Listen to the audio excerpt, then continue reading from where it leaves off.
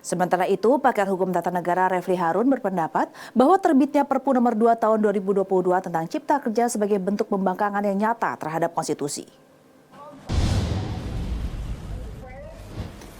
Ditemui di gedung DPR MPR Senayan, Jakarta, Refli Harun menyebut Perpu nomor 2 tahun 2022 tentang Cipta Kerja sebagai bentuk pembangkangan yang nyata terhadap konstitusi.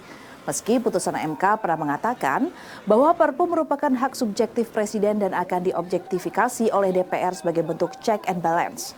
Lebih lanjut, ia mengingatkan dalam soal Undang-Undang Ciptaker yang digantikan oleh Perpu sudah ada putusan MK. Dalam putusan MK mengatakan memberikan waktu 2 tahun untuk membentuk Undang-Undang Ciptaker dalam sebuah proses yang meaningful participation.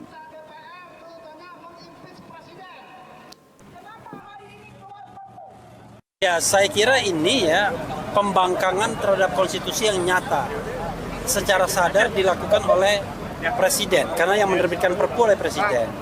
Memang putusan MK pernah mengatakan bahwa yang namanya Perpu itu adalah hak subjektif Presiden dan akan diobjektifikasi oleh DPR sebagai bentuk check and balances. Tapi jangan lupa dalam soal Undang-Undang Ciptaker ini yang digantikan oleh Perpu sudah ada putusan MK.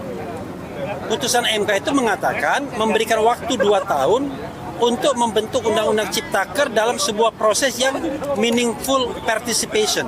Jadi partisipasi yang berarti. Tidak hanya sekedar bahwa sudah ada dasar hukum pembuatan Omnibus Law.